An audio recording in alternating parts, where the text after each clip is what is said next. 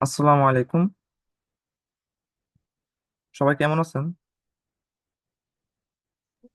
আলহামদুলিল্লাহ।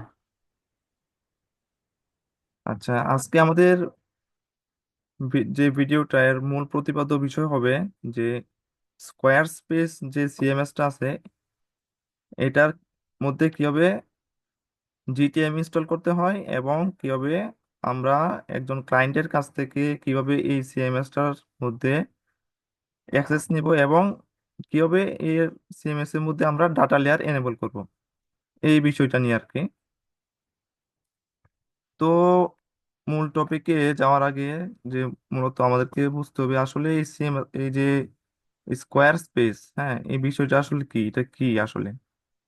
মূলত square space এটা হচ্ছে একটা সিএমএস, হ্যাঁ। এটার মাধ্যমে কি করা হয় যে এটা দিয়ে আমরা এই যে ল্যান্ডিং পেজ তৈরি করতে পারি বা কোনো একটা এই যে ওয়েবসাইটের মধ্যে মেইন ডোমেনের ক্ষেত্রে কোনো একটা মেইন ওয়েবসাইটের ক্ষেত্রে আমরা কি করতে পারি, ফানেলিং তৈরি করার জন্য আমরা এটা ইউজ করতে পারি। যেমন আমরা করে থাকি আর কি যে ক্লিক ফানেল, কাজাবি, গো হাই লেভেল, এই সকল সিএমএস দিয়ে যেরকম আমরা ফানেল তৈরি করতে পারি এবং ল্যান্ডিং পেজ তৈরি করি, ঠিক তদ্রুপ ভাবে আমরা এই স্কোয়ার স্পেস দিয়েও আমরা একই কাজ করতে পারি।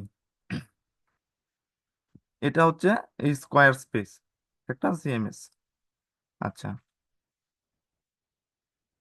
তো স্কোয়ার স্পেস সিএমএস এর মধ্যে আমরা যে কাজ করব, ক্লায়েন্টের একটা কাজ করব, তাহলে আমাদেরকে তো অবশ্যই এই স্কোয়ার স্পেস সিএমএস এর মধ্যে আমাদেরকে ক্লায়েন্টের কাছ থেকে অ্যাক্সেস নিতে হবে।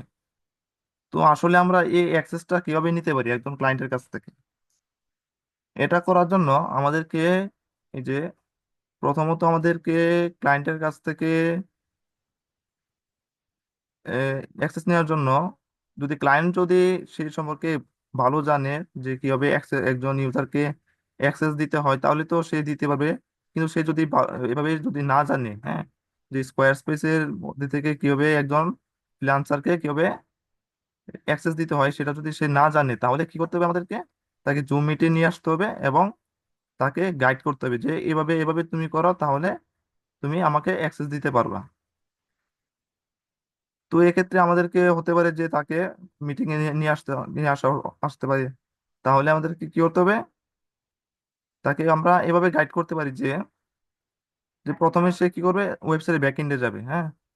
ওয়েবসাইটের ব্যাকএন্ড থেকে কি করবে, এই যে এখানে আমি একটা ছবি এড করেছি এখানে, যে ওয়েবসাইটের ব্যাকএন্ড থেকে সে প্রথমে কোথায় যাবে, সেটিংসে যাবে।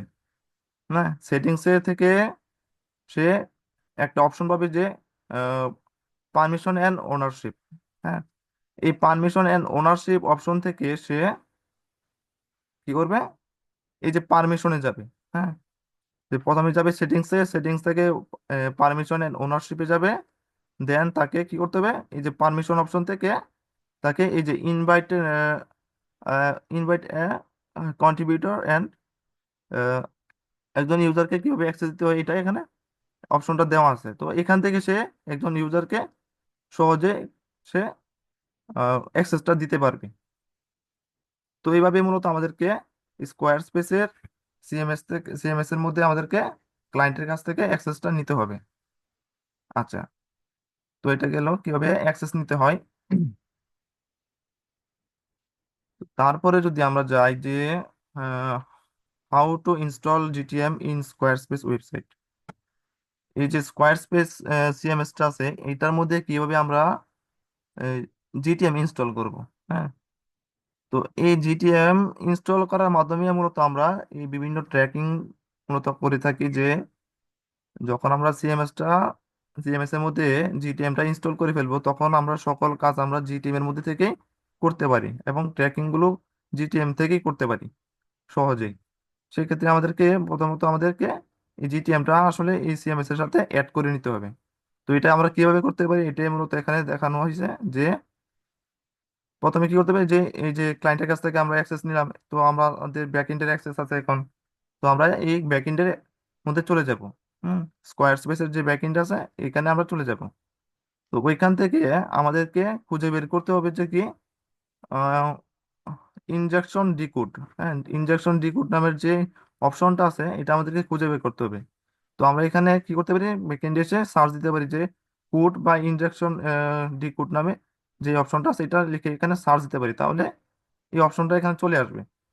তো ওইখান থেকে আমাদেরকে ক্লিক করে, ক্লিক করার পর কি করবে, আমাদেরকে একটা আলাদা একটা পেজে নিয়ে আসবে। ওই পেজের মধ্যে থাকবে কি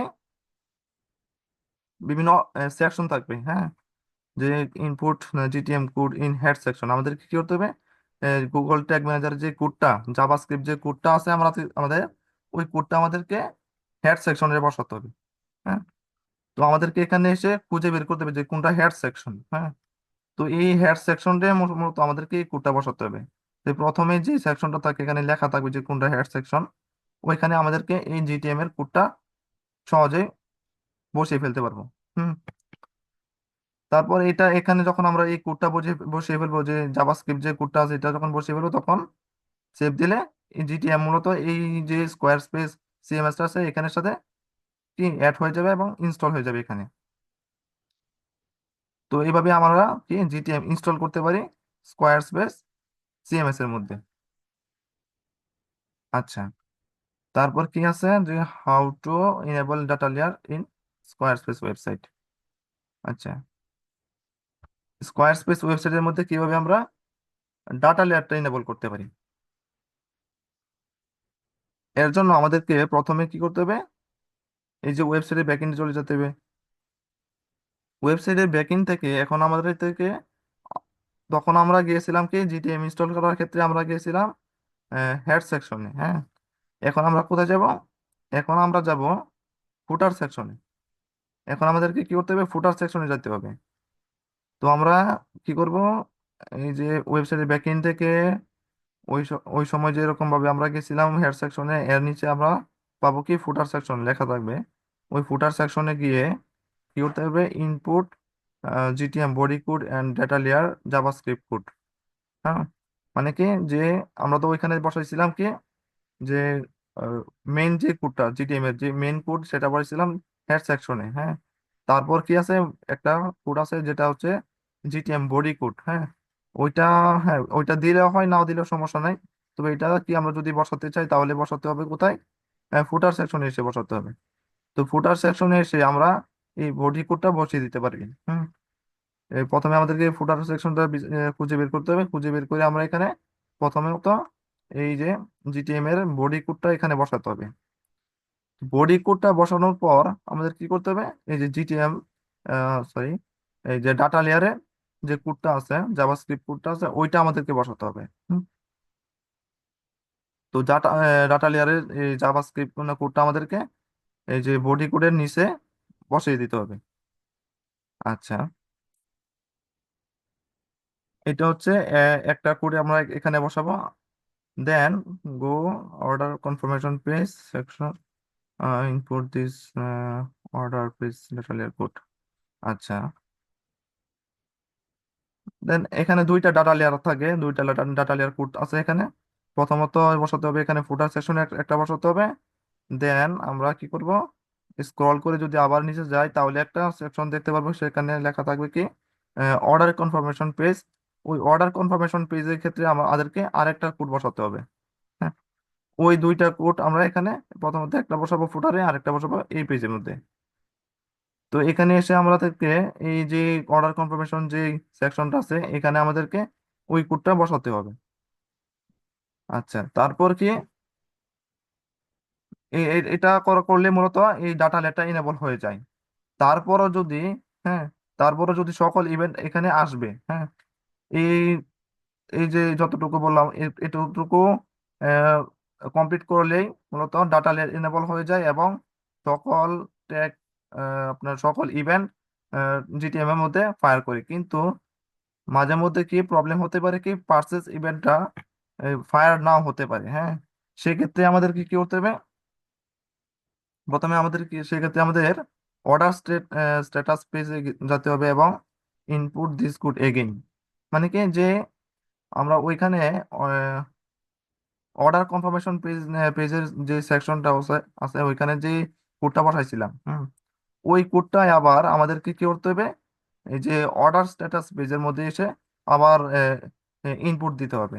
তাহলে কি হবে, ওই যে প্রবলেমটা হয়তো যে পার্সিসিপেন্টটা নাও আসতে পারতো, তাহলে কি হবে, এই কোডটা বসিয়ে দেওয়ার কারণে এই পার্সিসিপেন্টটা প্রপারলি ফায়ার হবে। হ্যাঁ, এটা আর কি যে যদি যদি কি ইভেন্ট গুলো যদি ঠিকঠাক ভাবে না আসে, মানে ইভেন্ট গুলো আসবে, যদি পার্সেস ইভেন্ট যদি না আসে, তাহলে আমাদেরকে আবার ওই কোডটাই যেটা আমরা এখানে বসাইছিলাম, ওই কোডটাই আবার এখানে এসে বসিয়ে দিতে হবে। আচ্ছা, আফটার এনেবল ডাটা লেয়ার, আচ্ছা, তাহলে এইভাবেই মূলত ডাটা লেয়ার এনেবল করতে হয় আপনার এই যে স্কোয়ার স্পেস সিএমএস এর মধ্যে। এই যে কিভাবে করতে হয় আফটার। আচ্ছা, তো এইভাবে ডাটা লেয়ার এনেবল করার পর আমরা যখন জিটিএম এর মধ্যে এসে এ, আমরা প্রিভিউ করব, তখন মূলত এইভাবে ডাটা লেয়ার গুলো এখানে ফায়ার করবে, কিভাবে ডাটা লেয়ার গুলো আছে এবং ট্রিগার গুলো এখানে ফায়ার করবে। আর যে ডাটা লেয়ারটা আছে, এই যে ডাটা লেয়ার গুডটা, এই যে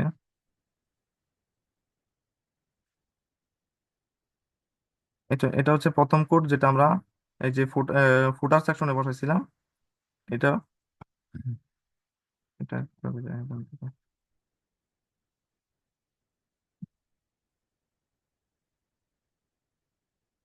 যেটা আমরা ফুটার সেকশনে বসাবো এটা হচ্ছে এই ডাটা লেয়ার কোডটা। আর যেটা আমরা অর্ডার কনফার্মেশন পেজের মধ্যে বসাবো সেটা হচ্ছে এই কোডটা। মূলত এখানে দুইটা কোড, এই দুইটা কোডই বসাতে হবে আমাদেরকে, তাহলে এই স্কোয়ার স্পেসের মধ্যে ডাটা লেয়ার প্রপারলি ভাবে ইনস্টল হয়ে যাবে। এই আর কি। তারপর তারপর আমরা যদি গুগল ট্যাগ ম্যানেজারের মধ্যে যাই, তাহলে দেখতে পাবো কিভাবে মূলত এটা কাজ করে।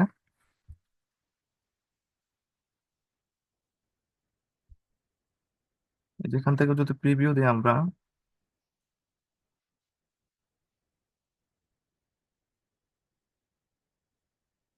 Preview,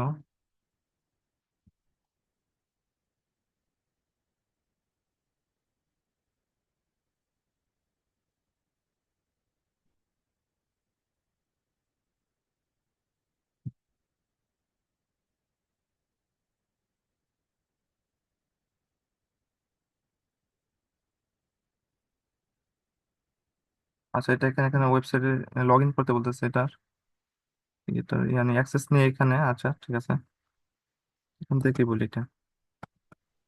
Okay. তাহলে এখানে মূলত আমরা এই যে যখন এই স্কোয়ার স্পেসের যে সিএমএসটা আছে, এখানে যখন আমরা ডাটা লেটা এনেবল করে ফেলবো, তখন আমরা সমস্ত কাজ এখন আমরা কি এই জিটিএম এর মধ্যে বসে করবো আর কি। যে ট্যাগ ক্রিয়েট করব, হ্যাঁ, ট্রিগার করব, হ্যাঁ, যে বিভিন্ন প্ল্যাটফর্মের কাছে পাঠাবো, ফেসবুকের কাছে, গুগলের কাছে, হ্যাঁ, কিভাবে তথ্য পাঠাতে হয়, হ্যাঁ, বিভিন্ন ট্যাগ টেমপ্লেট ইউজ করে সকল কাজ আমরা কি তাই এই জিটিএম এর মধ্যে বসে করতে পারবো।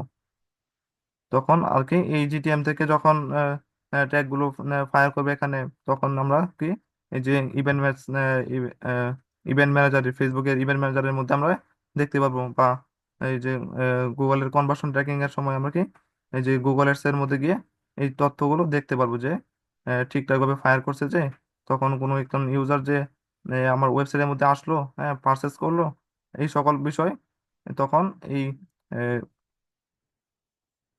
আপনার যে ইভেন্ট ম্যানেজারের মধ্যে বা গুগল এর মধ্যে, প্ল্যাটফর্মের মধ্যে আমরা দেখতে পাবো। তো এই আর কি বিষয় যে কিভাবে ডাটা লেয়ার ইনভলভ করতে হয়, কিভাবে জিটিএম ইনস্টল করতে হয়, এবং কিভাবে একজন ক্লায়েন্টের কাছ থেকে কিভাবে স্কোয়ার স্পেসের জন্য আমরা অ্যাক্সেস নিতে পারি। এই আর কি ছিল আমাদের আজকের এই ভিডিওর বিষয়।